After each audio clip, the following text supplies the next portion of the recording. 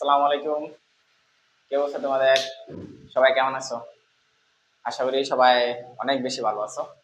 অনেক দিন পর আহ, আবার আমরা ক্লাসে ব্যাক করলাম। তো আজকে হচ্ছে আমরা রাসায়নিক পরিবর্তন করব। রাসায়নিক পরিবর্তন তোমরা জানো, এটা হচ্ছে এসএসসি কেমিস্ট্রির ফার্স্ট পেপার, তাই না? এসএসসি কেমিস্ট্রি ফার্স্ট পেপারে যে 4 নাম্বার চ্যাপ্টার রাসায়নিক পরিবর্তন, কেমিক্যাল চেঞ্জ। তো রাসায়নিক পরিবর্তন চ্যাপ্টারটা অনেকটা মজার, মানে বিশেষ করে আমার কাছে চ্যাপ্টারটা অনেকটা মজা লাগে। মানে পড়াশোনা করতে একটু মজা, এবং এই চ্যাপ্টারটা হচ্ছে ক্লাস 9-10 এর সাথে একটু রিলেটেড আর কি। যেমন তোমরা এই চ্যাপ্টারে তোমরা দেখবা যে যখন পরবর্তী তখন দেখবা সেখানে হচ্ছে আমরা লাস্ট সাধারণ নীতি টপিকটা এখানে পড়াশোনা আছে। তো তোমরা এই জিনিসটা হচ্ছে তোমরা ক্লাস 9-10-এ পড়ে আসছো, তাই না? তারপরে সাম্যাবস্থা যে টপিকটা, সাম্যাবস্থা টপিকটা কিন্তু তোমরা 9-10-এ একটু হলে পড়ে আসছো। এই চ্যাপ্টারে এই জিনিসগুলো নিয়ে আলোচনা করা আছে, বুঝতে পারছো? তো আমরা আজকে থেকে এই চ্যাপ্টারটা পড়া শুরু করব। তোমাদের যত রকমের প্রবলেম গুলো এই চ্যাপ্টারে হয়, চেষ্টা করব এই প্রবলেম গুলো যাতে সলভ করে দেওয়া যায়, ঠিক আছে? তো আজকে হচ্ছে আমরা এই চ্যাপ্টারটা শুরু করতেছি, কেমন? তো কি বলতো, রাসায়নিক পরিবর্তন। তো রাসায়নিক পরিবর্তন চ্যাপ্টারটা শুরু করার আগে আমরা একেবারে শুরু দিক দিয়ে আমরা বইটা যখন খুলবা তখন দেখবা সেখানে কয়েকটা ছোট ছোট টপিক আছে। ছোট ছোট টপিক গুলো হচ্ছে আহ আমাদের সবুজ রসায়ন নামে একটা টপিক দেখবা, সবুজ রসায়ন বা গ্রিন কেমিস্ট্রি। এই গ্রিন কেমিস্ট্রি টপিকটা অনেকে স্কিপ করে ফেলে। আসলে এই গ্রিন কেমিস্ট্রি টপিক থেকে একাডেমিতে খুব বেশি কোশ্চেন আসে না, খুব বেশি কোশ্চেন আসে না। তবে আমরা অ্যাডমিশনে কিন্তু এখান থেকে কোশ্চেন আসতে দেখা যায়, ঠিক আছে? তো আমরা যে পড়াশোনা যত করব, আমরা মোটামুটি সব কিছু নিয়ে পড়াশোনা করব। তো তোমরা যারাই আমাদের আর অন্যান্য ক্লাসগুলো দেখছো সবাই মোটামুটি চেষ্টা করছি, আমি নিজেই সর্বোচ্চ চেষ্টা করছি যে মোটামুটি সবগুলো জিনিস কাভার করে দেওয়ার জন্য। তবুও কিছু কিছু চ্যাপ্টারে ভাইয়া কয়েকটা জিনিস এখনো পর্যন্ত ভিডিও আপলোড দিতে পারি নাই। তো ইনশাল্লাহ আমরা এই কয়েকদিনের ভিতরে যে যে টপিকগুলো আমরা ভিডিও দিতে পারিনি, আমরা চেষ্টা করবো এই টপিকগুলো আমরা খুব দ্রুত সময়ের মধ্যে যাতে আমরা এগুলো দিয়ে দিতে পারি, যথেষ্ট চেষ্টা করবো দিয়ে দেওয়ার জন্য। তো আজকে আমরা নর্মালি হচ্ছে আজকে আমরা রাসায়নিক চেঞ্জ, রাসায়নিক যে পরিবর্তন চ্যাপ্টারটা আজকে আমরা শুরু করতেছি, ঠিক আছে? তো আমরা প্রথমে যে জিনিসটা করবো সেটা হচ্ছে কি বলতো ভাইয়া, সেটা হচ্ছে গ্রিন কেমিস্ট্রি। কেমিস্ট্রি বলতো green chemistry, green chemistry. Green chemistry, green chemistry, দেখো গ্রিন কেমিস্ট্রি জিনিসটা কি? গ্রিন কেমিস্ট্রি, তুমি জানো গ্রিন মানে হচ্ছে সবুজ, কেমিস্ট্রি মানে রসায়ন, তো এটাকে বাংলায় বলা হয় সবুজ রসায়ন। সবুজ রসায়ন কথাটার মধ্যে কি বোঝায়? দেখো কেমিস্ট্রি বলতে কি বোঝায় বলো তো? কেমিস্ট্রি বলতে নর্মালি একটু আমরা অনেক রকমের রিয়াকশন করে থাকি, তাই না? তো এই রিয়াকশন গুলো আমাদের পরিবেশের জন্য কিন্তু অনেকটা ক্ষতিকর। বেশিরভাগ রিয়াকশন কি বলতো ভাইয়া, পরিবেশের জন্য ক্ষতিকর। এছাড়া আমরা দেখতে পাচ্ছি যে আমরা যে বিক্রিয়াগুলো করি, এই বিক্রিয়াগুলোর মধ্যে একই সাথে অনেকগুলা উৎপাদ উৎপন্ন হয়। এই উৎপাদগুলো আমরা যে জিনিসটা চাই, আমরা যে একটা বিক্রিয়া করার পর যে উৎপাদটা চাই, ওই উৎপাদটা ছাড়াও আরো অন্যান্য উৎপাদ উৎপন্ন হয়ে থাকে। তো এই কারণে আমরা যে উৎপাদটা চাই, ওই উৎপাদ ছাড়াও যে উৎপাদগুলো উৎপন্ন হয়ে যাচ্ছে, এগুলো তো উৎপন্ন হলে তো আমাদের আলটিমেটলি কোনো লাভ হচ্ছে না, তাই না? এছাড়াও কিছু কিছু বিক্রিয়ার ক্ষেত্রে আমাদের বিষাক্ত রাসায়নিক পদার্থ উৎপন্ন হয়ে থাকে, যেগুলো আমাদের পরিবেশের জন্য অনেক ক্ষতিকর। তো এ কারণে এই কনসেপ্টটাকে বেস করে আমরা গ্রিন কেমিস্ট্রি কনসেপ্টটা উৎপন্ন হয়েছে, বুঝতে পারছো? এবং গ্রিন কেমিস্ট্রি জিনিসটা হচ্ছে এরকম একটা কনসেপ্ট যেটার মাধ্যমে কি করে রাসায়নিক যে পদার্থটা, রাসায়নিক পদার্থের উৎপাদন যে প্রক্রিয়াটা, রাসায়নিক পদার্থ উৎপাদন প্রক্রিয়া এমন ভাবে প্রকাশ করে যাতে ক্ষতিকর রাসায়নিক পদার্থের উৎপাদন প্রক্রিয়া উৎপাদন হ্রাস বৃদ্ধি করা যায়, বুঝতে পারছো? তো আমি লিখে দিচ্ছি যে গ্রিন কেমিস্ট্রি জিনিসটা কি। আপাতত আশা করি বুঝতে পারছো যে গ্রিন কেমিস্ট্রি জিনিসটা কি। গ্রিন কেমিস্ট্রি জিনিসটা হচ্ছে এই যে কেমিক্যাল রিয়াকশনের কারণে আমাদের যে পরিবেশে যে ক্ষতি হচ্ছে, এই ক্ষতি থেকে আমরা কিভাবে বাঁচতে পারি, এই জিনিসটা থেকে আমরা 12টা নীতিমালা দেওয়া হয়েছে। এই গ্রিন কেমিস্ট্রির উপরে কটা নীতিমালা বলতো ভাইয়া? 12টা নীতিমালা দেওয়া হয়েছে, বুঝতে পারছো ভাইয়া? লিখছি গ্রিন কেমিস্ট্রি জিনিসটা কি। তো গ্রিন কেমিস্ট্রি জিনিসটা হচ্ছে যে রসায়নের মাধ্যমে, যে রসায়নের মাধ্যমে যে রসায়নের মাধ্যমে রাসায়নিক পদার্থের, যে রসায়নের মাধ্যমে রাসায়নিক পদার্থের উৎপাদন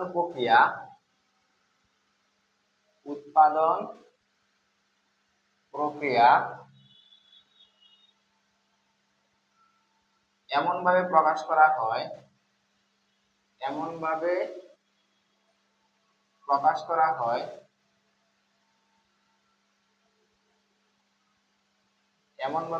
করা হয় যাতে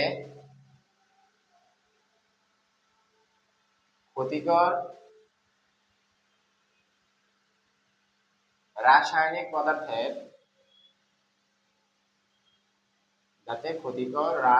পদার্থের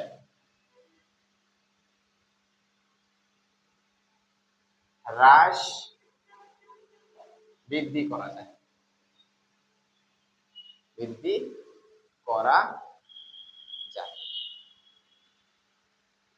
বুঝতে পারছো? তো গ্রিন কেমিস্ট্রি কাকে বলে? যে রসায়নের মাধ্যমে রাসায়নিক পদার্থের উৎপাদন প্রক্রিয়া এমনভাবে প্রকাশ করা যায় যাতে ক্ষতিকর রাসায়নিক পদার্থের হ্রাস বৃদ্ধি করা যায়। একে কি বলা হয়? তাকে গ্রিন কেমিস্ট্রি বলে। তাকে গ্রিন কেমিস্ট্রি বলে।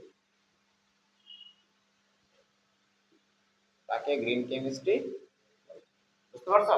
গ্রিন কেমিস্ট্রি জিনিসটা কি? গ্রিন কেমিস্ট্রি জিনিসটা হচ্ছে যে রসায়নের মাধ্যমে রাসায়নিক পদার্থের উৎপাদন প্রক্রিয়াটা এমনভাবে প্রকাশ করা হবে যাতে ক্ষতিকর রাসায়নিক পদার্থের হ্রাস বৃদ্ধি করা যায়, তাকে আমরা কি বলি বলতো ভাইয়া? গ্রিন কেমিস্ট্রি বলি। বুঝতে পারছো? এখন এই জায়গাতে একটা কথা মাথায় রাখবা যে গ্রিন কেমিস্ট্রির জনকটা কি? এটাতে আমি মাঝে মাঝে কোশ্চেন আছে, দেখা যায় যে গ্রিন কেমিস্ট্রির জনক হচ্ছে মিস্টার পল অ্যানান্থাস এবং ওয়ার্নার, দুইজন। মিস্টার পল অ্যানান্থাস এবং ওয়ার্নার, তারা দুইজন মিলে আমাদের গ্রিন কেমিস্ট্রি আসলে প্রবর্তন করছে।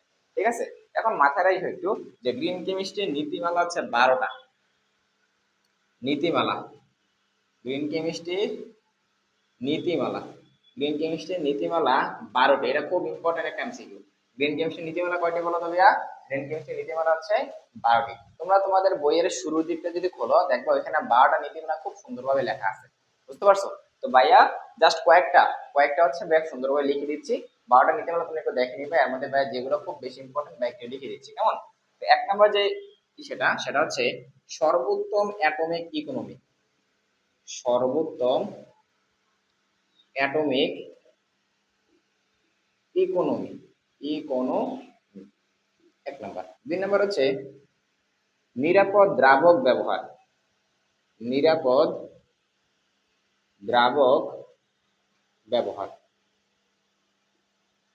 3 নাম্বার হচ্ছে দুর্ঘটনা প্রতিরোধ।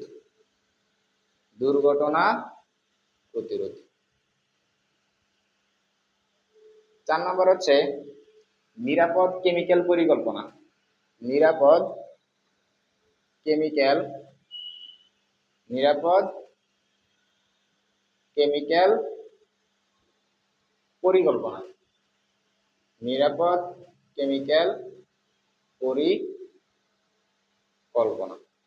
ঠিক আছে? তারপর হচ্ছে নবায়নযোগ্য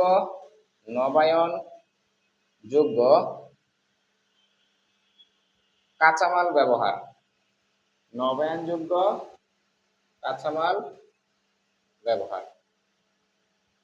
ঠিক আছে? তো এরকম অনেকগুলো আছে। এরকম মোট কয়টা আছে বলতো ভাইয়া?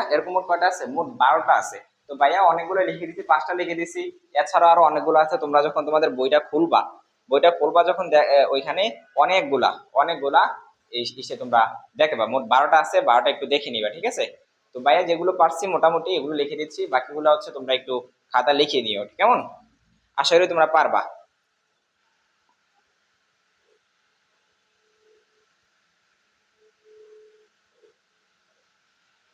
দেখা যাচ্ছে কিনা নিচে জায়গাটা? নিচটুকু দেখা, হ্যাঁ নিচটুকু দেখা যাচ্ছে। নিচের জায়গাটা দেখা যাচ্ছে। আশা করি তোমরা এটুকু বুঝতে পারছো, কেমন?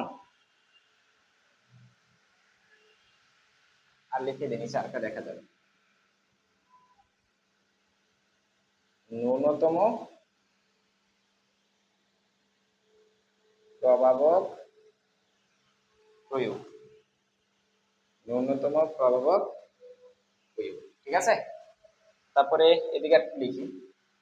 7 নম্বর হচ্ছে যথাসময়ে দূষণ নিয়ন্ত্রণ। যথাসময়ে দূষণ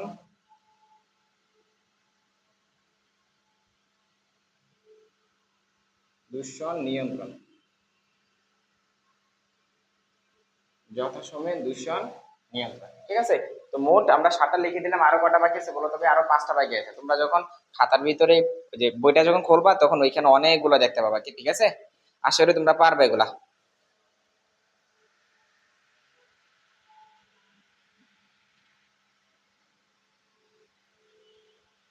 1 2 3 5 6 7। হ্যাঁ, তো এরকম আরো কয়টা আছে বলো তো ভাইয়া? এরকম আরো ইসে আছে, মোট 5টা আছে।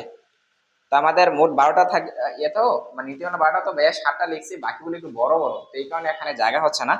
তো ভাইয়া একটু আহ, বলছি তোমরা এগুলো হচ্ছে ইস্যু করে নিও, কি বলে এটা, খাতা একটু তুলে নিও, কেমন?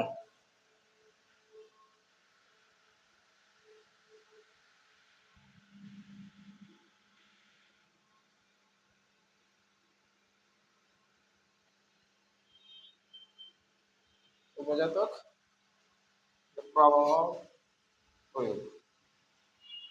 ঠিক আছে, তো মোটামুটি ভাই 8টা লিখছি, তোমরা হচ্ছে আরো 4টা আছে তোমাদের বইটা, তুমি খুললে এগুলো পেয়ে যাবে। ঠিক আছে, তো আমরা কি বলতো এখান থেকে ভাইয়া গ্রিন কেমিস্ট্রি জিনিসটা কি বলতো, প্রথম অবস্থা বলছি কনসেপ্টটা কি, যে গ্রিন কেমিস্ট্রি হচ্ছে একটা কনসেপ্ট। এই কনসেপ্টের মাধ্যমে হচ্ছে তুমি কি করতে পারবে বলতো, যে আমাদের কেমিস্ট্রির মাধ্যমে বা রসায়নের মাধ্যমে যে আমরা যে আমাদের পরিবেশের যে ক্ষতি করি, এই পরিবেশের ক্ষতিটাকে আমরা কমাই নিয়ে আসতে পারবো। এর মধ্যে নীতিমালা কটা ছিল? 12টা নীতিমালা ছিল। এর মধ্যে ভাইয়া কয়েকটা নীতিমালা এখানে লিখে দিছি, বাকিগুলো খুব ইম্পর্টেন্ট, যেগুলো বেশি বেশি ইম্পর্টেন্ট ভাইয়া এগুলো লিখে দিছি। আর যেগুলো হচ্ছে দেখিনি এগুলো হচ্ছে তোমরা তোমাদের বইটা খুললে পেয়ে যাবে। ঠিক আছে, তো এই নীতিমালাগুলো তোমাদের কিন্তু পরীক্ষায় আসে। কোথায় আসে বলতো? বিশেষ করে আমরা দেখছি যে যে আমাদের খ নাম্বারে দেখা যায় যে গ্রিন কেমিস্ট্রির কয়েকটা নীতিমালা লেখো। হ্যাঁ, তো এইগুলো আসে কত করে নীতিমালা, এবং এমসিকিউতে আসে। এমসিকিউতে 4টা অপশনের মধ্যে বলে যে গ্রিন কেমিস্ট্রির নীতিমালা 9 কোনটি। ঠিক আছে, 4টা অপশনের মধ্যে গ্রিন কেমিস্ট্রি নীতিমালা 9 কোনটি, তখন আমরা দেখাতে হবে। বুঝতে পারছো? তো এগুলো থেকে কোশ্চেন আসে, এগুলোতে কোশ্চেন আসে, এগুলো হেলে ফেলে করার কোনো সুযোগ নেই। ঠিক আছে কিনা? তো আশা করি তোমরা পারবা। আর একটা জিনিস মাথায় রাখবা যে গ্রিন কেমিস্ট্রির জনক কে বলতো ভাইয়া? মিস্টার পল অ্যান্থাস এবং ওয়াটার। বুঝতে পারছো? আচ্ছা ফাইন। তো আশা করি যে এই গ্রিন কেমিস্ট্রির যে ইস্যুটা, কনসেপ্টটা তোমরা মোটামুটি একটু আয়ত্ত করতে পারছো। ঠিক আছে, গ্রিন কেমিস্ট্রি কনসেপ্টটা তোমরা মোটামুটি আয়ত্ত করতে পারছো। আচ্ছা ফাইন, ওকে। এখন এখন হচ্ছে আমরা একটা ইস্যু করবো যে গ্রিন কেমিস্ট্রি আসলে যে আপনি বোঝাইলেন যে ভাইয়া আমি বুঝতে পারিনি, আমি ফিল করতে পারিনি। ফিল যদি করতে না পারো তাহলে আচ্ছা আমরা একটু ফিল করাই, আরেকটু ফিল করাই। ঠিক আছে, আরেকটু ফিল করাই যে গ্রিন কেমিস্ট্রি মডেলটা কিরকম, আসলে কনসেপ্টটা আসলে কি করবো, যে গ্রিন কেমিস্ট্রি কনসেপ্টটা কিরকম আমরা একটু আরেকটু বোঝার চেষ্টা করবো। গ্রিন কেমিস্ট্রি কনসেপ্টটা কিরকম?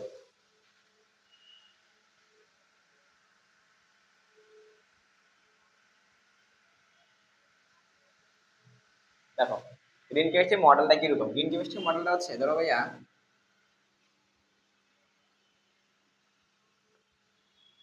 এখানে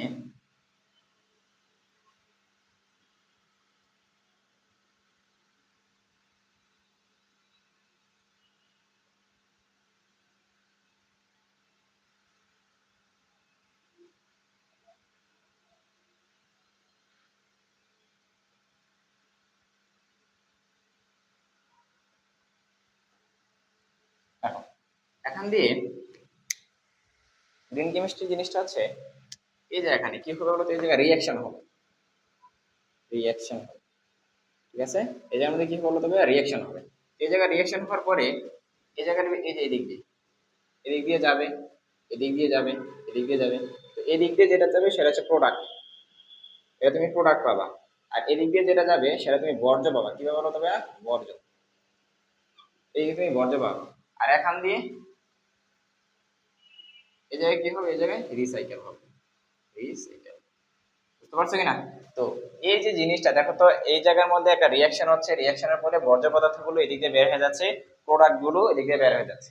আর বাকি জিনিসটা কি করতেছে, এই পথে আবার ঘুরে আসতেছে, আবার রিয়াকশন হবে, রিয়াকশন হয়ে আবার এভাবে যেতে থাকবে।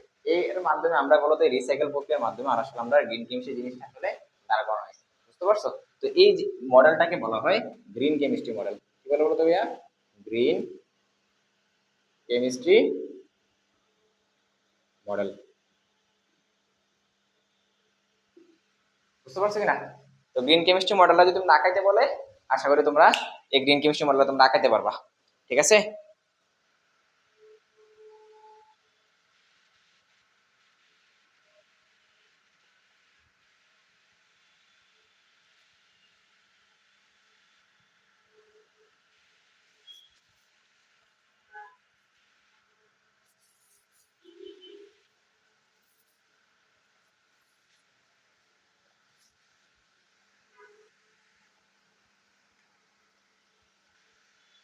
আচ্ছা ঠিক আছে, ফাইন, ওকে।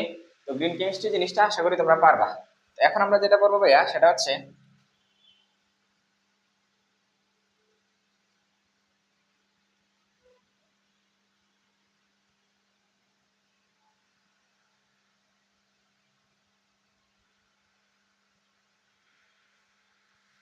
জিনিসটা হচ্ছে দেখো, হচ্ছে ই ফ্যাক্টর। কি বলবো ভাইয়া? ই ফ্যাক্টর।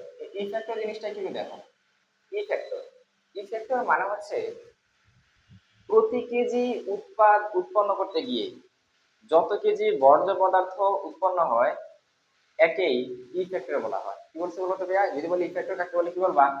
বলবা প্রতি কেজি, প্রতি কেজি উৎপাদ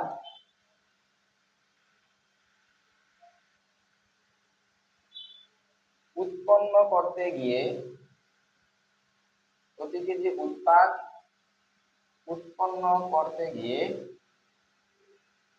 যত কেজি যত কেজি বর্জ্য উৎপন্ন হয়, যত কেজি বর্জ্য উৎপন্ন হয় তাকে কি ফ্যাক্টর বলে, তাকে ই ফ্যাক্টর বলে। বুঝতে পারছি আমরা তো ই ফ্যাক্টর কাকে বলে? যে প্রতি কেজি উৎপন্ন করতে গিয়ে যত কেজি বর্জ্য উৎপন্ন হবে সেটাকে আমরা কি বলবো বলো তো ভাইয়া? ই ফ্যাক্টর বলবো। বুঝতে পারছো?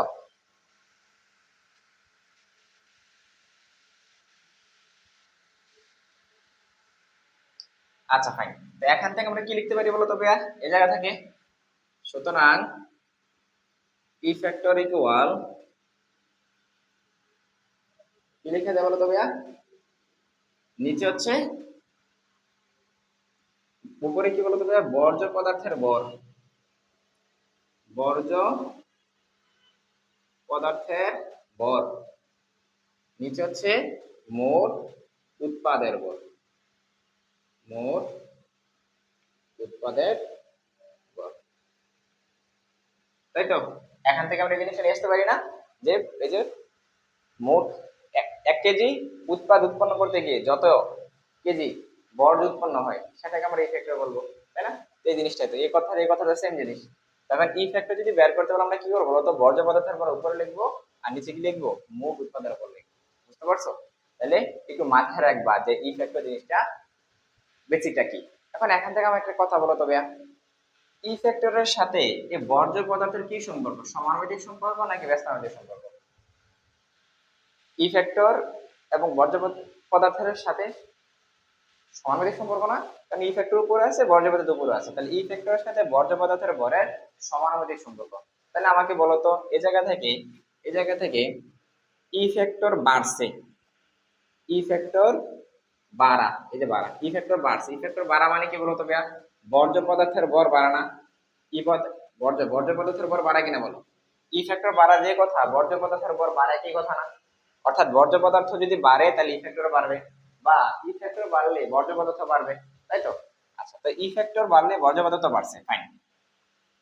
এখন বর্জ্য পদার্থ যদি বাড়ে তাহলে তোমার কাঙ্ক্ষিত উৎপাদ তোমার কমে যাবে না, তাই না?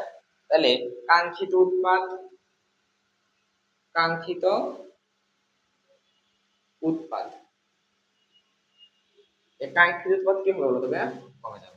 তাহলে তোমার ই ফ্যাক্টর বাড়া মানে বর্জ্য পদার্থ বাড়া, কিন্তু তোমার কি কমে যাবে? কাঙ্ক্ষিত উৎপাদ কমে যাবে। ঠিক আছে। আচ্ছা, এখন কাঙ্ক্ষিত উৎপাদ যদি তোমার কমে যায়, আমাকে বলো তো, বর্জ্য পদার্থ যদি বাইরে যায়, বর্জ্য পদার্থ যদি বাইরে যায়, তাহলে এই বিক্রিয়াটা, এই বিক্রিয়াটা এটা কি গ্রিন কেমিস্ট্রি নীতিটাকে অবলম্বন করতেছে? করতেছে না তো। কারণ গ্রিন কেমিস্ট্রি নীতিটা কি, গ্রিন কেমিস্ট্রির কনসেপ্টটা কি? গ্রিন কেমিস্ট্রির কনসেপ্টটা হচ্ছে যে একটা এমন একটা আমি বিক্রিয়াগুলো এমন ভাবে করবো যাতে হচ্ছে মানে পরিবেশের দূষণ কম হয়। কিন্তু এখানে কি হচ্ছে বলো, বর্জ্য পদার্থ বাইরে গেছে। তার মানে গ্রিন কেমিস্ট্রি এটা কি গ্রিন কেমিস্ট্রি নীতিটা ফলো করতেছে? না, গ্রিন কেমিস্ট্রি ফলো করতেছে না। তাহলে এটা কি হবে, মোর গ্রিনার হবে নাকি লেস গ্রিনার হবে? লেস গ্রিনার হবে। তাহলে সেটা হচ্ছে লেস গ্রিনার হবে, লেস। বুঝতে পারছি কিনা বলো তো? পারবা না? যেখান থেকে ইফেক্টটা বাড়া মানে বর্জ্য বাড়া, কাঙ্ক্ষিত কমা, এবং ওই বিক্রিয়াটা লেস গ্রিনার হবে। বুঝতে পারছো? আচ্ছা ফাইন। এখন এই জায়গা থেকে আমরা কি করবো বলতো ভাইয়া, কয়েকটা ম্যাথ করার চেষ্টা করবো। এই জায়গা থেকে আমরা কয়েকটা ম্যাথ করার চেষ্টা করবো, একটু দেখো।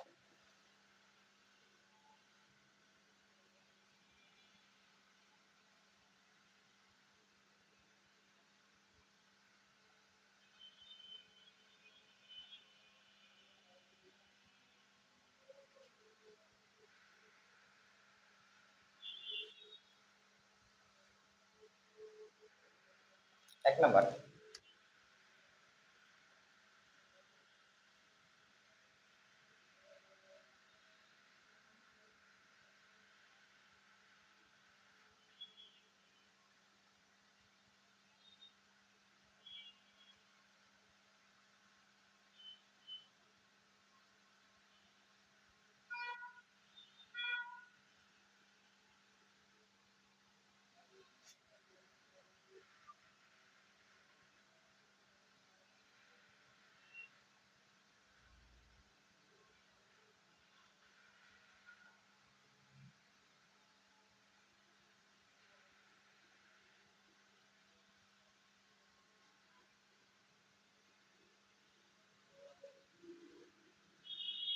ইফেক্টর কত হবে? এই যে এই বিক্রিয়াটায় বলছে যে আমাকে ইফেক্টর কত হবে, তাহলে ইফেক্টরের মান তোমাকে বের করতে হবে। এখন ইফেক্টরের মান যদি বের করতে যাই, আমরা প্রথমে বলে আসছি যে ইফেক্টর মানে কি বলতো ভাইয়া, বর্জ্য পদার্থের ভর উপরে নিচে কি মোট উৎপাদের ভর, তাই তো? আচ্ছা, এখন আমার কথা হচ্ছে তুমি দেখো তো ভাইয়া, ইফেক্টর যদি বের করতে চাই তাহলে উপরে বর্জ্য পদার্থের ভর লাগবে। এখন আমি যে এই বিক্রিয়াটা করছি আমাকে একটু বলো তো, এই যে এটা কি অ্যালকাইল হ্যালাইড, অ্যালকাইল হ্যালাইডের সাথে পানির বিক্রিয়া, এখানে অ্যালকোহল উৎপন্ন হয়েছে, সাথে হাইড্রোক্লোরিক অ্যাসিড উৎপন্ন হয়েছে। এখানে এই জায়গায় উৎপন্ন যে হইলো অ্যালকোহল এবং হাইড্রোক্লোরিক অ্যাসিড, এর মধ্যে কাঙ্ক্ষিত উৎপাদ কোনটা? মানে আমি কোন উৎপাদটা পাওয়ার জন্য আসলে আমি এই বিক্রিয়াটা করছি? অবশ্যই তোমরা এই কথা বলবা না যে হাইড্রোক্লোরিক অ্যাসিডকে পাওয়ার জন্য আমরা এই এত কঠিন একটা বিক্রিয়া করছি, তাই না? তার মানে কাঙ্ক্ষিত উৎপাদ হচ্ছে এটা, এই জিনিসটা পাওয়ার জন্য আমরা অ্যালকাইল হ্যালাইডের সাথে পানি বিক্রিয়া করছি। এটা সবাই আমার সাথে এগ্রি করবা, আমি জানি। তার মানে এটা হচ্ছে কি বলতো, এটা এটা হচ্ছে কাঙ্ক্ষিত উৎপাদ। আর তার মানে এটা কি বলতো, এটা এটা বর্জ্য পদার্থ, তাই না? তাহলে এটা বর্জ্য পদার্থ। এটা যদি বর্জ্য পদার্থ হয়, তাহলে তোমাকে একটু আগে শিখে আসছি যে ভাইয়া, ই ফ্যাক্টর ইকুয়াল উপরে বর্জ্য পদার্থের ভর, তাই না? উপরে বর্জ্যের ভর, বর্জ্য পদার্থের ভর, উপরে বর্জ্য পদার্থের ভর, নিচে কি বলতো ভাইয়া, মোট উৎপাদের ভর, মোট উৎপাদের ভর। তাহলে এখন বলো তো ভাইয়া, বর্জ্য পদার্থের ভর এখানে কত? বর্জ্য মানে কোনটা, হাইড্রোক্লোরিক অ্যাসিড না? তাহলে হাইড্রোক্লোরিক অ্যাসিডের ভর কত? হাইড্রোজেনের 1, ক্লোরিনের 35.5, তাহলে মোট কত? 36.5। তাহলে উপরে হবে 36.5, বর্জ্য পদার্থের ভর লিখলাম। মোট উৎপাদের ভর, মোট উৎপাদ কোনটা? এটা এবং এটা, তাই না? তাহলে মোট উৎপাদের ভর যদি হয়, তাহলে মোট মোট উৎপাদের ভরটা তুমি বের করো তো, কত হবে মোট উৎপাদের ভরটা, একটু বের করো। মোট উৎপাদের ভরটা তুমি একটু বের করো তো ভাইয়া।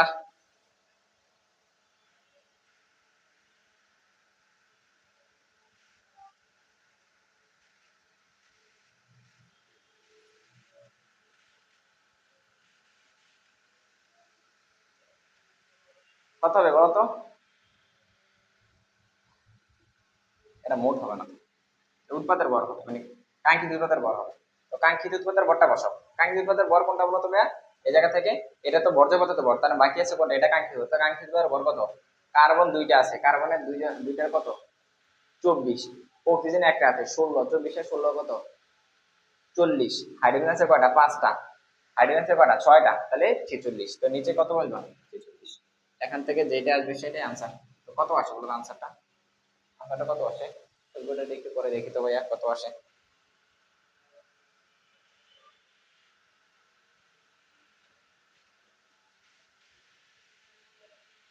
0.793। কত আসে?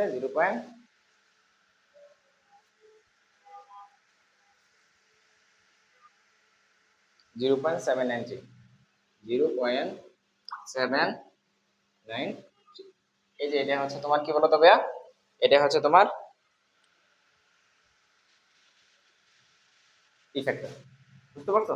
এই ফ্যাক্টরের জিনিসগুলা আশা করি তোমরা বুঝতে পারছো। হ্যাঁ, এই ফ্যাক্টরের জিনিসগুলো আশা করি তোমরা বুঝতে পারছো। এগুলো কঠিন কিছু না, সহজ জিনিস। তো এই টপিক গুলা বিভিন্ন ভার্সিটির পরীক্ষা কিন্তু আসে। এই ম্যাথ গুলা যে ভার্সিটি গুলোতে রিটেন পরীক্ষা আছে, বিশেষ করে ইঞ্জিনিয়ারিং এ এগুলো একটু বেশি আসে। মেবি আজকে থেকে 1-2 বছর আগে বইটাও আসছিল এই কোশ্চেন গুলো, একবারে সহজ সহজ কোশ্চেন, তাও এগুলো কিন্তু বইতে আসছে। ঠিক আছে? তো এগুলো স্কিপ করার কোনো সুযোগ নেই। ঠিক আছে? তো আশা করি এগুলো নর্মাল জিনিস, এগুলো আশা করি পারবা। ঠিক আছে? Okay fine. তাহলে ই ফ্যাক্টর কনসেপ্টটা ক্লিয়ার হয়েছে। ই ফ্যাক্টর জিনিসটা কি বলতো? ই ফ্যাক্টর বলতে কি বোঝায়? মানে বর্জ্য পদার্থের ভরটা বোঝায়। অর্থাৎ বর্জ্য মানে কাঙ্ক্ষিত উৎপাদ পাওয়ার জন্য তুমি বর্জ্য পদার্থ কতটুকু পাচ্ছ। বুঝতে পারছো? প্রতি কেজি উৎপাদনের জন্য তুমি কতটুকু বর্জ্য পদার্থ পাচ্ছ, এটাই হচ্ছে ই ফ্যাক্টর। তাই তো? আচ্ছা ফাইন। তো আশা করি তোমরা এই যে ই ফ্যাক্টর জিনিসটা কনসেপ্টটা তোমাদের ক্লিয়ার হয়েছে। তো এখন আমরা আরেকটা ইসে পড়বো, কনসেপ্ট পড়বো, সেটা হচ্ছে atomic economy. Atomic economy.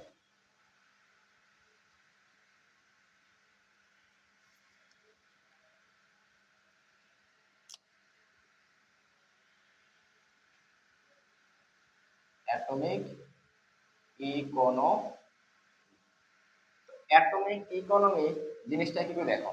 Atomic economy, atomic economy কথাটার মানে হচ্ছে একটা বিক্রিয়া নিবা, ওই বিক্রিয়ার ভিতরে মোট উৎপাদ উৎপন্ন করতে গিয়ে, তোমার যে কাঙ্ক্ষিত উৎপাদটা পাওয়া যাবে, ওই দুইটা জিনিসের ভরের যে অনুপাত সেটাকে বলা হয় অ্যাটমিক ইকোনমি। বুঝতে পারছো? অর্থাৎ কোন একটা বিক্রিয়ায় কাঙ্ক্ষিত উৎপাদের ভর এবং মোট উৎপাদের ভরের যে অনুপাত সেটাকে বলা হয় অ্যাটমিক ইকোনমি। ঠিক আছে? তবে লিখি যে কোন বিক্রিয়ায়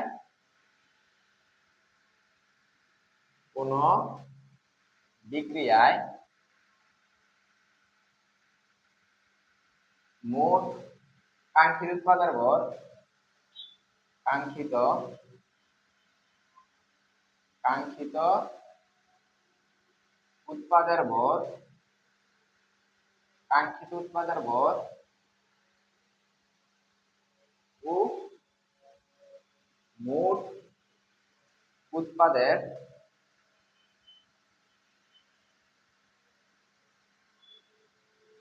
ভরের অনুপাতকে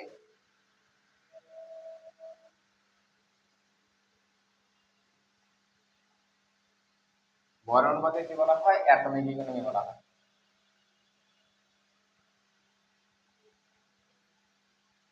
অ্যাটমিক ইকোনমি বলা হয়। বুঝতে পারছো না বলো তো ভাইয়া?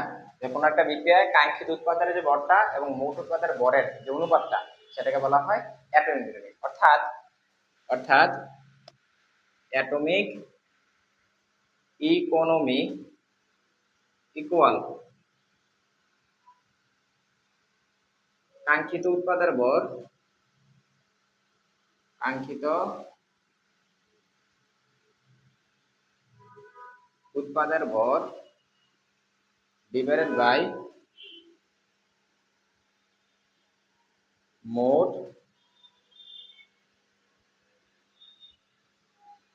উৎপাদের ভর। এটা যদি তুমি পার্সেন্টেজে প্রকাশ করতে চাও প্রকাশ করবা। বুঝতে পারছো কিনা? তাহলে অ্যাটমিক ইকোনমি মানে বলতো উপরে কাঙ্ক্ষিত উৎপাদের ভর বসাবা, নিচে মোট উৎপাদের ভর বসাবা ইনটু 100%। ঠিক আছে? এখন আমাকে বলো একটু ভাইয়া যে অ্যাটমিক ইকোনমি বাড়ছে, আমি এটার সংক্ষেপে এই লিখলাম, হ্যাঁ এই লিখলাম। তাহলে এ ই এর মান মনে করো ভাইয়া বাড়ছে, এ ই এর মান বাড়া মানে কি বলতো ভাইয়া? কাঙ্ক্ষিত উৎপাদের মান বাড়া না? কাঙ্ক্ষিত উৎপাদের মান বাড়া, কারণ এটার সাথে এটা সমানুপাতিক সম্পর্ক। তাহলে অ্যাটমিক ইকুইলিব্রিয়ামের মান বাড়া মানে হচ্ছে কাঙ্ক্ষিত উৎপাদের মান কমা, সরি বাড়া, কাঙ্ক্ষিত উৎপাদ, কাঙ্ক্ষিত উৎপাদের মানও কি বলতো ভাইয়া? বাড়া। অ্যাটমিক ইকুইলিব্রিয়ামের মান বাড়া মানে কাঙ্ক্ষিত উৎপাদের বড় কি বাড়া। তো কাঙ্ক্ষিত উৎপাদ বাড়ছে তার মানে কি বর্জ্য পদার্থের ভর কমছে, তাই না? তাহলে বর্জ্য পদার্থের ভর কি বলতো ভাইয়া? কমছে। এই বর্জ্য পদার্থের ভর হচ্ছে কমছে। আচ্ছা, এখন বর্জ্য পদার্থের ভর কমছে মানে কি বলতো ভাইয়া? এই যে বিক্রিয়াটা এটা কি হবে? মোর বিনার হবে না, বেশি পরিবেশ বান্ধব হবে না, তাই না? পরিবেশের জন্য বেশি উপকারী হবে না, তো এটাকে বলা হয় মোর বিনার, মোর গ্রিনার। বুঝতে পারছো কিনা বলো তো ভাইয়া? এ এ এ লেখাগুলা, এ লেখাগুলা বুঝতে পারছো কিনা? আশা করি পারছো। তো অ্যাটমিক ইকোনমিক কনসেপ্টটা আসলে আমরা এইভাবে আসলে পড়াশোনা করি, যে অ্যাটমিক ইকোনমি মানে কি বলতো ভাইয়া? যে আমরা কাঙ্ক্ষিত উৎপাদের ভর এবং মোট উৎপাদের ভরের যে অনুপাত সেটাকে বলে অ্যাটমিক ইকোনমি। অর্থাৎ অ্যাটমিক ইকোনমি যদি বাড়ে তাহলে এটা কিন্তু পরিবেশের জন্য কি বলতো ভাইয়া? আমাদের ভালো। অ্যাটমিক ইকোনমি যদি বাড়ে তাহলে সেটা আমাদের পরিবেশের জন্য ভালো, আর অ্যাটমিক ইকোনমি যদি কমে যায় তাহলে সেটা পরিবেশের জন্য ভালো না। ই ফ্যাক্টর কি ছিল বলতো? ই ফ্যাক্টর যদি বাড়ে তাহলে এটা কি পরিবেশের জন্য ভালো ছিল? ই ফ্যাক্টর যদি বাড়ে, ই ফ্যাক্টর মানে কি বর্জ্য পদার্থ, তাই না? তাহলে ই ফ্যাক্টর যদি বাড়ে তাহলে বর্জ্য পদার্থ পরিমাণ বাড়তেছে, অর্থাৎ অ্যাটমিক ইকোনমি যদি বেশি হয় আমাদের পরিবেশের জন্য ভালো, কিন্তু ই ফ্যাক্টর যদি বেশি হয় আমাদের পরিবেশের জন্য সেটা ভালো নয়। বুঝতে পারছো কিনা? তো আমরা অ্যাটমিক ইকোনমি থেকে আমরা একটা ম্যাথ করব, অ্যাটমিক ইকোনমি থেকে একটা ম্যাথ করবো, তাহলে তোমরা অ্যাটমিক ইকোনমি একটু ভালোভাবে বুঝতে পারবা। ঠিক আছে, অ্যাটমিক ইকোনমি থেকে আমরা একটা ম্যাথ করবো, তাহলে অ্যাটমিক ইকোনমি তুমি একটু ভালোভাবে বুঝতে পারবা।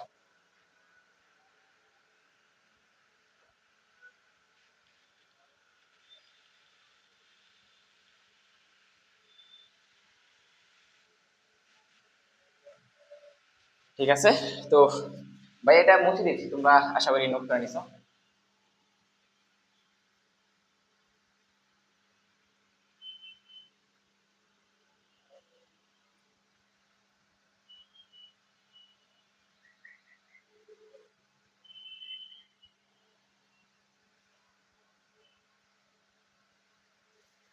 তো দেখো একটা প্রশ্ন লিখি, সেটা হচ্ছে, প্রশ্নটা হচ্ছে ক্যালসিয়াম কার্বনেটের সাথে আমরা পানির বিক্রিয়া দিলাম, ক্যালসিয়াম কার্বনেটের সাথে যদি পানির বিক্রিয়া দাও তাহলে কি হবে বলো তো ভাইয়া? ক্যালসিয়াম হাইড্রোক্সাইড হবে, সাথে কার্বন ডাইঅক্সাইড উৎপন্ন হবে, তাই না? সাথে কি উৎপন্ন হবে? কার্বন ডাইঅক্সাইড উৎপন্ন হবে। আচ্ছা,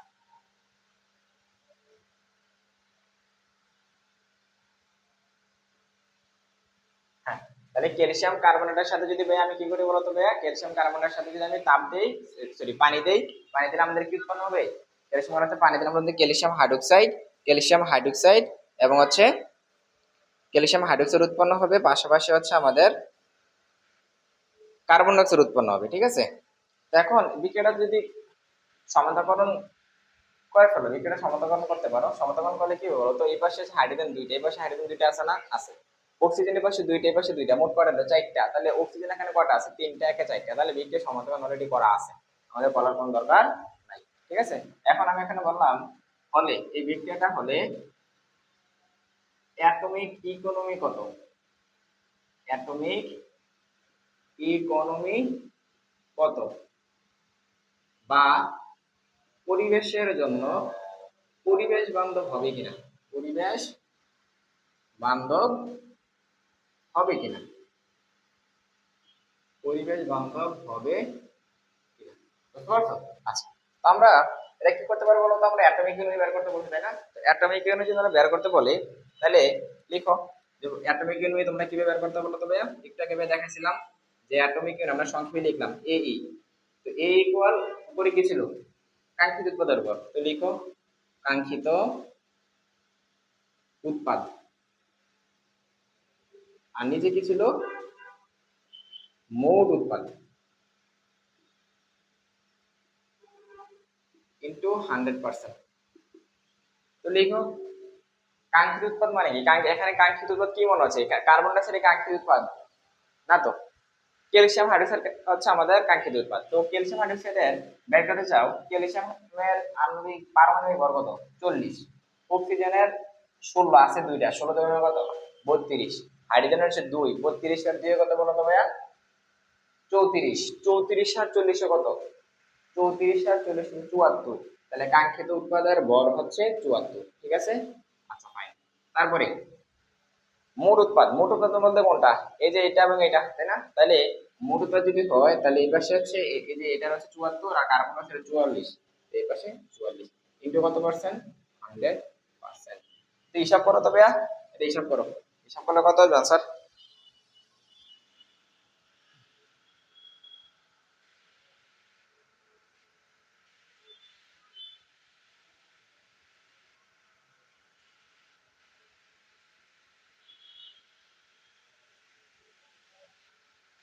आंसर আসবে 62.71%। তো আমরা নরমালি ধরে নেই 50-50 থেকে শুরু করি আর কি। যদি 50 কম হয়ে যায়, 50 কম হয়ে গেলে আমরা ধরে নিই সেটা হচ্ছে পরিবেশ বান্ধব না, 50 বেশি হলে আমরা ধরে নিই সেটা পরিবেশ বান্ধব। যেহেতু এখানে অ্যাটমিক ইকোনমি 62% আসছে, তার মানে 50 থেকে বেশি, এ কারণে বিক্রিয়াটা পরিবেশ বান্ধব হবে। এবং এটা অ্যাটমিক ইকোনমি কত? 62.71%। বুঝতে পারছো কথাটা? তো এরকম বিক্রিয়া আমাদের কি বলতো বিভিন্ন অ্যাডমিশন নিয়ে যে অ্যাডমিশন গুলো রিটেন আছে ওই অ্যাডমিশন গুলো তো অনেক বেশি দেখা যায়। তো আশা করি তোমরা এই টপিক গুলা বুঝতে পারছো, যেটা আমরা অ্যাটমিক ইকোনমি, ই ফ্যাক্টর, তারপর গ্রিন কেমিস্ট্রি জিনিসটা কি, এই গ্রিন কেমিস্ট্রি থেকে কিন্তু এই জিনিসগুলো আসলে উৎপত্তি হয়েছে, ঠিক আছে? তো এগুলো একটু পড়াশোনা করবা। অনেকে আসলে এই টপিক গুলো ছোট ছোট দেখে পড়াশোনা করে না, তবে ছোট ছোট দেখবে যে স্কিপ করে ফেলে। স্কিপ করলে কি হয়, হঠাৎ করে এই কোশ্চেন গুলো চলে আসে, ঠিক আছে? আমি ঠিক তোমাদের বললাম এই কোশ্চেন গুলো কিন্তু খুব ভালো ভালো ভার্সিটিতে কিন্তু অ্যাডমিশনে, কোচিং এ এবং হচ্ছে ভালো ভালো ভার্সিটিতে কিন্তু ডিরেক্ট এখান থেকে কোশ্চেন আসে, ঠিক আছে? ম্যাথ দিয়ে দেয়, ছোট ছোট ম্যাথ, কিন্তু যদি আমাদের জানা না থাকে তাহলে আমরা পারবো না। তো ছোট ছোট জিনিসগুলো আমরা চেষ্টা করবো সব জিনিসগুলো যাতে আমরা কভার করে ফেলি, ঠিক আছে? তো আশা করি তোমরা এই যে এই টপিকটা তোমরা বুঝতে পারছো, ঠিক আছে? আচ্ছা, তো এখন অ্যাটমিক ইকোনমির পরে আমরা ছোট করে একটা টপিক শিখবো। এই টপিকটা হচ্ছে সিএফসি এর কিভাবে সংকেত নির্ণয় করতে হয়। কি নির্ণয় করবো বলো তো ভাইয়া? সিএফসি এর কিভাবে সংকেত নির্ণয় করতে হয়। তো সিএফসি এর সংকেত কিভাবে নির্ণয় করতে হয় আমরা এখন দেখবো, কেমন?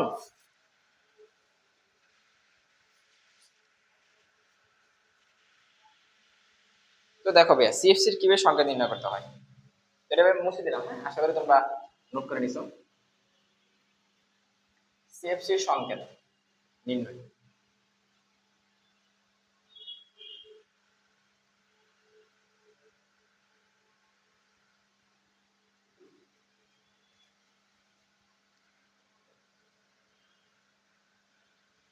C F C. সিএফসি বললো তো জানো নাকি? সিএফসি মানে কি? কার্বন, ঠিক আছে? তো সিএফসি এর সংকেত নির্ণয়, সিএফসি এর সংকেত, সিএফসি এর সংকেত নির্ণয়, ঠিক আছে? তো সিএফসি এর সংকেত কিভাবে নির্ণয় করতে হয় দেখো। সিএফসি এর সংকেত আমরা নির্ণয় করবো। সিএফসি এর সংকেত গুলো আমরা নির্ণয় করার একটা সুবিধা হচ্ছে কি, মানে কিভাবে নির্ণয় করতে পারি। দেখো আমি একটা সংকেত লিখলাম, মনে করো লিখলাম সিএফসি 11, এটা লিখলাম। সিএফসি সংকেত সিএফসি 11। তো এগুলো সংকেত গুলো নির্ণয় করতে গেলে, এগুলো সংকেত যদি আমরা নির্ণয় করতে যাই, আমরা একটা ট্রিক খাটাই। ট্রিকটা আছে কিরকম, যে এই যে 11 আছে না বলতো ভাইয়া, এই 11 এর সাথে আমরা 90 যোগ করবো। কত যোগ করবো? 90। 90 যোগ করো, যোগ করলে কত আসবে?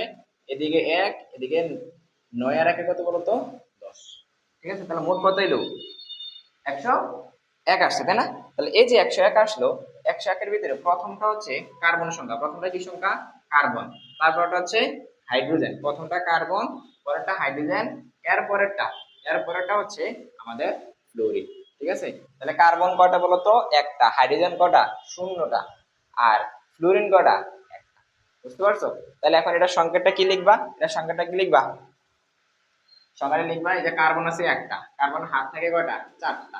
তাহলে এক হাতে হচ্ছে কার্বন, কার্বন একটা থাকবে, হাইড্রোজেন থাকবে না, তাহলে ফ্লুরিন থাকবে কয়টা? একটা। তাহলে এক হাতে একটা ফ্লুরিন দাও আর বাকিগুলো ফ্লুরিন দিয়ে পূরণ করে দাও। এই যে ফ্লুরিন শেষ। এই জিনিসটাই হচ্ছে কি বলতো ভাইয়া? সিএফসি এর সংকেত নির্ণয় করা। বুঝতে পারছো? এটাকে তুমি কি লিখতে পারবা? CFCl3 লিখতে পারবা, বুঝতে পারছো? তো CFC এর সংকেতগুলো আমরা নরমালি এভাবে নির্ণয় করে থাকি। আচ্ছা, তো এখন আমরা এটা CFC11 এর সংকেত, এটা কিসের সংকেত? CFC11 এর সংকেত হচ্ছে এটা, CFC11 এর সংকেত, CFC11 এর সংকেত হচ্ছে এটা। এখন আমরা আরো কয়েকটা করি। CFC11 এর সংকেত যদি এটা হয়, আমরা আরো কয়েকটা করি।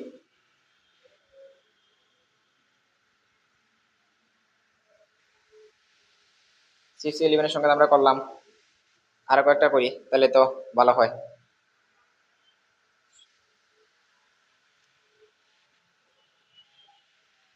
দেখো CFC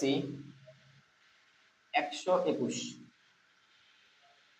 CFC 111টা করি, CFC 111টা করি। CFC 111 করলে আমরা কি বলছিলাম, এটা দিয়ে আমরা 111 এর সাথে আমরা 90 যোগ করি, তাই না? তো 90 যোগ করো, 90 যোগ করলে এদিকে আসবে 1, এদিকে 9 কে 10 0 হাতে আছে 1 2, ঠিক আছে কিনা? তো আমরা এটাই করলাম। এখন প্রথমটা কিসের সংখ্যা? কার্বন সংখ্যা। পরেরটা কিসের সংখ্যা? হাইড্রোজেন সংখ্যা। পরেরটা কিসের সংখ্যা? ক্লোরিন সংখ্যা। তো তোমরা করো তো, এটা সংখ্যাটা নির্ণয় করো তো তোমরা। এই সংখ্যাটা নির্ণয় করে তোমরা হচ্ছে আমাদের কমেন্ট বক্সে জানাবা, ঠিক আছে? এই সংখ্যাটা তোমরা পূরণ করে কি করে বলো তো ভাইয়া? কমেন্ট বক্সে আমাদের জানাবা, কেমন? কমেন্ট বক্সে আমাদের এই সংখ্যাটা, এটা সংখ্যাটা নির্ণয় করে কমেন্ট বক্সে জানাবা, ওকে? আচ্ছা ভাই, এখন আমরা আরেকটা করি, দেখি।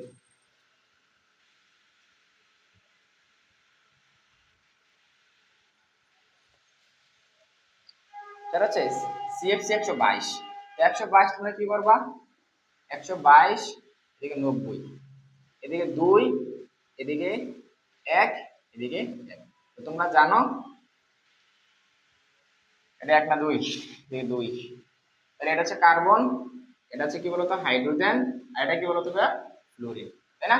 এগুলোর সংখ্যাটা কিভাবে করবা? কার্বন আছে কয়টা? 2টা, তাহলে এই যে কার্বনের সাথে কার্বন, এই 2টা কার্বন, এগুলো হাতগুলো দিয়ে দাও, দিলাম। তাহলে হাইড্রোজেন আছে কয়টা? একটা, একটা জায়গায় হাইড্রোজেন, যখন একটা জায়গায় হাইড্রোজেন দিলাম, এই হাইড্রোজেন দিলাম। তারপরে ফ্লোরিন আছে কয়টা? 2টা, তাহলে এই কার্বন একটা ফ্লোরিন দিয়ে দাও, এই কার্বন একটা ফ্লোরিন দাও, বাকিগুলো ফ্লোরিন দিয়ে পূর্ণ করে দাও। এই যে ফ্লোরিন দিয়ে পূর্ণ করে দাও, এই যে ফ্লোরিন দিয়ে পূর্ণ, শেষ। এটাই তো, এটার সঙ্গে কোনটা বলো তো? বুঝতে পারছো কিনা? তো আশা করি তোমরা হচ্ছে এই CFC এর সংকেতগুলো কিভাবে নির্ণয় করতে গেলে পারবে। আর তুমি মাথায় রাখবা যে CFC কে ফ্রেয়নও বলে, কি বলে বলতো? ফ্রেয়ন। CFC কে ফ্রেয়ান্সও বলে, ফ্রেয়ান্স, এই জিনিসটা বলো না, ঠিক আছে? তো মাথায় রাখবা CFC কে আমরা ফ্রেয়ান্সও বলি, ঠিক আছে? CFC কে কি বলা হয় বলো তো ভাইয়া? CFC কে ফ্রেয়ন নামেও ডাকা হয়, ফ্রিয়ন, ফ্রিয়ন। CFC কে ফ্রিয়ন নামেও আমরা ডেকে থাকি।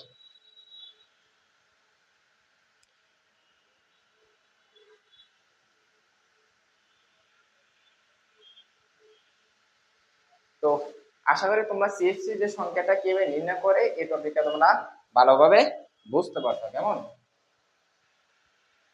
Okay fine. এখন এই জায়গা থেকে যদি এটা যদি তোমরা বুঝে থাকো, এটা যদি তোমরা বুঝে থাকো, আমরা আরেকটা জিনিস শিখি, সেটা কি দেখো তো? তোমাকে কি দেওয়া আছে আমাকে বলো তো ভাইয়া? CFC এর সংখ্যা নির্ণয় করতে হবে, তাই না? তো CFC এর সংখ্যা যদি নির্ণয় করতে হয়, তোমাকে আমি যদি এটা বলি যে ভাইয়া তুমি হচ্ছে C2H2 F2 Cl2, এটা হচ্ছে একটা সংকেত। এই সংকেত থেকে তুমি আমাকে ফ্রেয়ন নাম্বারটা বের করে দাও, ফ্রেয়ন নাম্বারটা বের করে দেখাও। এটাকে দেখাতে পারবা? ফ্রেয়ন নাম্বারটা দেখাতে পারবা? ফ্রেয়ন নাম্বার বলতে তোমাকে আমি বোঝাচ্ছি CFC যে সংখ্যাটা আছে, এই CFC সংখ্যাটার জন্য তোমাকে একটু আমি দেখাচ্ছিলাম, এরকম দেখাচ্ছিলাম না যে CFC 111 দেখাচ্ছিলাম না, এই যে নাম্বারটা, এই নাম্বারটা তুমি কি আমাকে বের করে এখান থেকে দেখাতে পারবা? এর আগে কি ছিল? CFC সংখ্যা নির্ণয় করছো, এখন হচ্ছে উল্টাটা, CFC সংখ্যা থেকে তুমি নাম্বারটা নির্ণয় করে দেখাবা, CFC যে নাম্বার বা রেফ্রিজারেটর নাম্বার, ফ্রেয়নের নাম্বার নির্ণয় করে দেখাবা, বুঝতে পারছো? তো এটা কিভাবে পারবা বলো তো? কিভাবে পারবা? কি করা যায় এটার জন্য? তো তোমাদের কোনো আইডিয়া আছে কিনা এর জন্য কি করা যায়? তো এটার জন্য আসলে কোনো আইডিয়ার দরকার হয় না, আমরা যেভাবে পড়ছি সেম ভাবে, আমরা যেভাবে পড়ছি ওইভাবে জাস্ট উল্টাভাবে করবো, ঠিক আছে? ওইভাবে জাস্ট উল্টাভাবে করবো। দেখো এটা কি করা যায়, আমরা একটু আগে বলছিলাম, যেমন তোমাকে একটু দেখাচ্ছিলাম 90 এর সাথে যখন 11 যোগ করছিলাম, মানে 11 সাথে যখন 90 যোগ করছিলাম তখন কি ছিল বলতো? তখন ছিল যে এদিকে 1 এদিকে 10। প্রথমটা কি ছিল? প্রথমটা কার্বন, পরেরটা কি ছিল? হাইড্রোজেন, পরেরটা কি ছিল? ফ্লোরিন। তার মানে এই তিনটা জিনিসের সমন্বয়ে, এই তিনটা জিনিসের নাম্বারের সমন্বয় হচ্ছে আমাদের ফ্রেয়ন নাম্বার গঠিত হয় বা সিএফসি নাম্বার গঠিত হয় কার্বন, হাইড্রোজেন, ফ্লোরিন। তার মানে ফ্লোরিনের নাম্বার কিন্তু আমাদের এখানে থাকে না, তাই না? তার মানে এখানে ক্লোরিন আছে, কার্বন আছে কয়টা বলতো? দুইটা। হাইড্রোজেন আছে কয়টা বলতো ভাইয়া? দুইটা। ফ্লোরিন আছে কয়টা? দুইটা। বুঝতে পারছো? তাহলে এই নাম্বারটাই হচ্ছে আর 222। বুঝতে পারছো? এটাই হচ্ছে এই সংকেত থেকে আমি আমার নাম্বারটা বের করতে পারছি। বুঝতে পারছো কিনা বলো তো ভাইয়া? সংকেত থেকে কিভাবে নাম্বারটা বের করতে এটা বুঝতে পারছো কি? বুঝতে পারছো? হ্যাঁ, পারছো কিনা বলো? পারবা?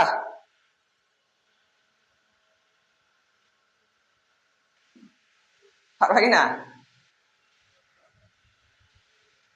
ঘোড়ার ডিম পারবা? দেখো ওইখানে আমরা কি করছি, 90 যোগ করছি, তাই না? তাহলে এই জায়গার মধ্যে তুমি যদি 90, এখানে যদি 90 যোগ করো, তার মানে এখানে যে কি করতে হবে, 90 বিয়োগ করা লাগবে না? লাগবে তো। তাহলে 90 কি বিয়োগ করছো? করো নি। এই কারণে আগে কি করতে হবে, এখান থেকে 90 বিয়োগ করতে হবে। তাহলে 222 এর এখান থেকে 90 বিয়োগ করো, তাহলে এদিকে 2, এদিকে কত হবে? 3, এদিকে কত? 1। তাহলে এই জিনিসটা হবে রেফ্রিজারেন্ট নাম্বার। বুঝতে পারছো কিনা বলো? এখন বুঝতে পারছো তো কিভাবে নির্ণয় করতে হবে? এখন বুঝতে পারছো? তো এইভাবে হচ্ছে আমরা সিএফসির সংকেত, সিএফসির নাম্বার গুলো আমরা এইভাবে নির্ণয় করতে পারি। বুঝতে পারছো কিনা? তো ভাইয়া যথেষ্ট চেষ্টা করছি, যে আজকে যথেষ্ট চেষ্টা করছি তোমাদের এই টপিক গুলা, হ্যাঁ, মানে এই রাসায়নিক পরিবর্তন চ্যাপ্টারের শুরুর যে টপিক গুলা, রাসায়নিক পরিবর্তন চ্যাপ্টারের শুরু টপিক গুলা, যেগুলো মানুষ হচ্ছে একটু খেলা খেলা করে পড়াশোনা করে বা হচ্ছে পড়াশোনা করতে চায় না, ছোট ছোট টপিক এই কারণে পড়ে না। তো ভাইয়া চেষ্টা করছি টপিক গুলো তোমাদের সর্বোচ্চ ভাবে চেষ্টা করছি বুঝিয়ে দেওয়ার জন্য, বা ছোট ছোট করে যত সহজে বোঝানো যায় ভাইয়া চেষ্টা করছি। ঠিক আছে? তো যদি তোমাদের কোনো কোশ্চেন থাকে ভাইকে জানাবা। ভাইয়ার ফেসবুক পেজ, আমাদের ফেসবুক পেজ এবং YouTube channel science care academy Facebook page, YouTube চ্যানেলে অবশ্যই জানাবা। ভাইয়া তোমাদের সর্বোচ্চ চেষ্টা করবো তোমাদের প্রবলেম গুলা সলভ করে দেওয়ার জন্য। ঠিক আছে? আর আমরা এই যে সায়েন্স একাডেমির পক্ষ থেকে যে ভিডিওগুলো তোমাদের দিচ্ছি, এই ভিডিওগুলো হচ্ছে তোমরা তোমাদের বন্ধু বান্ধবদের ছড়া দিয়ে ভাইদেরকে একটু উপকার করবা। ঠিক আছে? তো তোমাদের কাছে আমার এটা একটা আশা থাকলো, বা হচ্ছে একটা অনুরোধ থাকলো, এটা তোমরা তোমাদের বন্ধু বান্ধবের সাথে এই ভিডিওগুলো একটু ছড়া দেওয়ার চেষ্টা করবা। এবং হচ্ছে আমরা যে এই যে সায়েন্স একাডেমির পক্ষ থেকে উদ্যোগটা নিয়েছি, যে পড়াশোনাটা কিভাবে সহজ করা যায়, পড়াশোনাটা কিভাবে ফ্রিতে সবার কাছে ছড়িয়ে দেওয়া যায়, এই যে কাজটা, এই কাজটা তোমরা আশা করি আমাদের সাথে থেকে, আমাদের সাথে থেকে এই কাজটাকে তোমরা সহজ করবা। ঠিক আছে? এর জন্য কি করতে হবে, কাজটা সহজ করার জন্য কি করতে হবে, সেটা হচ্ছে তোমাদের বন্ধু বান্ধবের কাছে আমাদের কথা বলতে হবে, এবং আমাদের বন্ধু বান্ধব, তোমাদের বন্ধু বান্ধবের কাছে আমরা যে এই কাজগুলো একটু ছড়াই দিতে হবে। ঠিক আছে? তো তোমরা মোটামুটি যথেষ্ট পড়াশোনা করো, আশা করি যে এই টপিক গুলো যদি পড়াশোনা করো, এই টপিক গুলো যা পড়াইছে যদি একটু পড়াশোনা করো, আশা করি তোমরা বুঝতে পারবা। ঠিক আছে? তো আজকে আর বেশি কিছু বলবো না, সেটা হচ্ছে এটুকুই কথা থাকলো। পড়াশোনা করবা, যদি কোনো সমস্যা হয় ভাইকে জানাবা, ভাইয়া চেষ্টা করবো তোমাদের প্রবলেম গুলো সলভ করে দেওয়ার জন্য। তো এর পরবর্তী ভিডিওতে আমরা এই চ্যাপ্টারের পরবর্তী পার্ট থেকে আমরা শুরু করব। ঠিক আছে? পরবর্তী পার্টে কি কি আছে তোমরা অবশ্যই জানো। ভাইয়া পরবর্তী লেকচারে আবার তোমাদের সামনে হাজির হবো। আজকের জন্য এটুকুই। তোমাদের সাথে সাথে থাকার জন্য অসংখ্য ধন্যবাদ। পরবর্তী লেকচার আবার দেখা হবে। সবাইকে ধন্যবাদ। আসসালামু আলাইকুম।